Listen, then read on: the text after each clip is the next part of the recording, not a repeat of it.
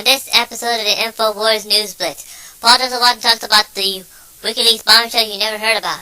Danney Williams talks to Alex Jones about Bill Clinton being his father, and the Clinton campaign admits that Hillary lacks empathy. That and a lot more, so stay tuned.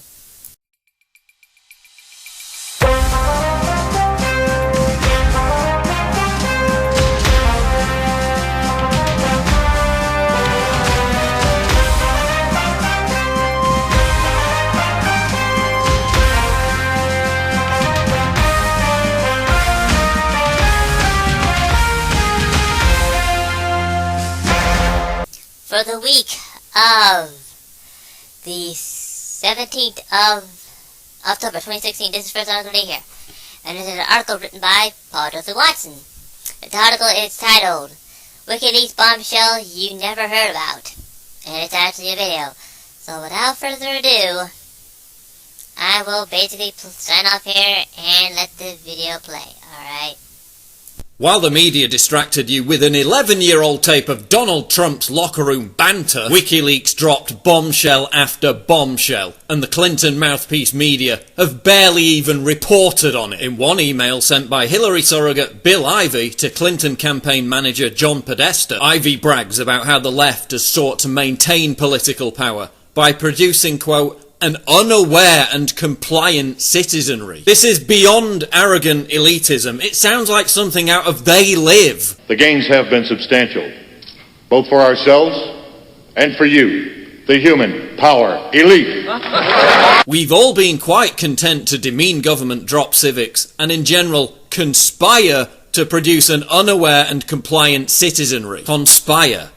Conspire to produce an uninformed mass who will just do as they're told. The unawareness remains strong, but compliance is obviously fading rapidly. This serious thinking, and not just poll-driven, demographically inspired messaging. To emphasise, Ivey admits that the left has conspired to produce an unaware and compliant citizenry, but that they're not as easy to manipulate anymore, and that this is a problem. He characterises unawareness amongst the public as a positive thing for the Clinton campaign. So we're supposed to be outraged about Trump's locker room banter from 2005. Yet here we have a Clinton surrogate calling the entire population of America dumb and conspiring with the Clinton campaign to keep it that way. And there's no outrage whatsoever. There's not even any media coverage of it. Absolutely nothing. But are you really surprised, given what the other WikiLeaks emails reveal about the level of collusion between the cooked media and Team Hillary? They talk about their friendlies in the media who will blithely regurgitate their talking points. Reporters like CNBC's John Harwood emailing the Clinton campaign,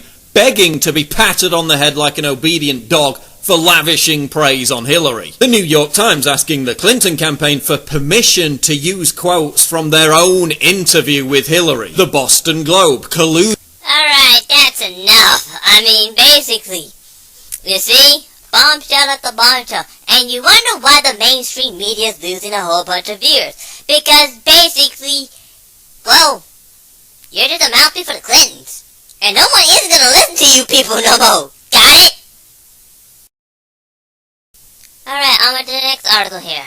Now, pretty much, I heard about this article from Roger Stone from an Untold interview, and I've done some I looked up his Twitter account, and basically, it's actually true. However, this article is about Bill Clinton's legitimate son.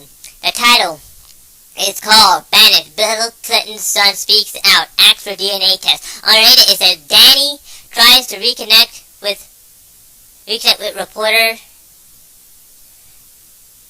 reported father Bill Clinton. Underneath it, it's in this new revelating testimony of Bill Clinton's alleged long-lost son, Danney Williams, reveals how the Clintons cast him away and his current struggles to connect with his reported father. Williams has been asking for a DNA test from Bill Clinton for decades. The Clintons claimed that there was a DNA test and disproved Bill was the father, but it was later reported there was never a test.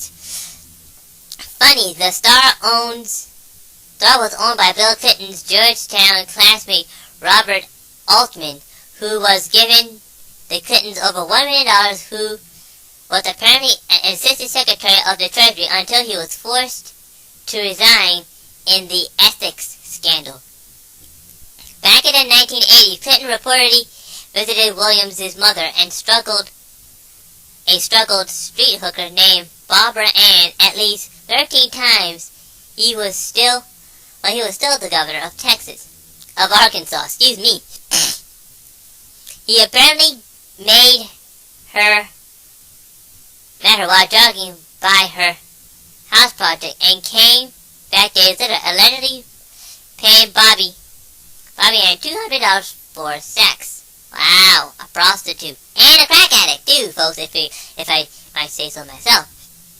I read he wasn't having a long to live, and I just wanted to meet him face to face before he dies, Danney told Newsmax. I just wanted to shake his hand and say hi, Dad, before he dies. And he won't do that. Folks, that's it. And yet, basically, Clinton just, discarded him like a complete you-know-what, and I think that's what it is. The woman's a racist. She probably told Bo, I ain't gonna have that you-know-what in this house. And then it says, basically, let him get a DNA test, whatever. But, as the, ludicrous song, Move, you-know-what, Get Out the Way, says, move, get out the way, get out the way, get out the way, move, get out the way, get out the way, get out the way. Yeah, you get the idea, folks. And I also want to apologize about the fact that basically I really did have a clip of Danney Williams, and I wasn't able to put it in there. I guess I'm losing my touch. But this is the last article of the day here, and it's an article written by Kit Daniels. The title is called Clinton Campaign Admits Hillary Clinton's lack of empathy for every American. For every Americans. Hillary needs to find a emotional connection to regular Americans, Dems strategist says. Yeah, right. No. The Clinton campaign worries about Hillary's lack of emotional connection to every Americans. Democratic strategist Steve Hilbeard told Clinton campaign chairman John Podesta that Hillary must find an emotional connection to regular Americans in an email released by Wikileaks. Hillary has got to find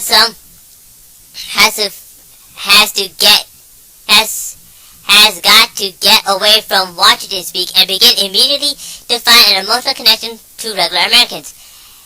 He'll be banned. Legitimated. She needs to give a greater understanding of what families are going through every day, and she needs to have an emotional connection. Emotional connection where? In other words, Hillary is too much of an establishment insider to relate to regular people outside of DC Beltway, and it was turned into a problem for the campaign. Her lack of empathy for every American would explain why she called Donald Trump's supporters, tens of millions of people, deplorables. Oh, like that's gonna change anything. Isn't it disgraceful that Hillary makes the worst mistake of the political system instead of owning up to this gyroscopic attack on American voters? She tries to turn it around with a pathetic rehash of the words and insults used in her failing campaign, he replied. For the first time in a long while, her true feeling came out, showing bigotry and hatred for millions of Americans. And that's just it! She hates Americans. She called black people super predators who need to be brought to heel. I hate to say it, but who in the hell wants to vote for a woman like this? Not me. I wouldn't do it, even if she paid me, as None Varach said, and nobody should. Well, that's all the articles I have for you today. If you'd like to read more about this article, please go to the links below or go to Infowars.com or PrisonPlan.com. There you can find hundreds of articles just like this one I have read for you today. This is the Infowars News Bits. I'm Infogundam, live from Field Reading number 3. Please like, subscribe, and donate. Bye-bye.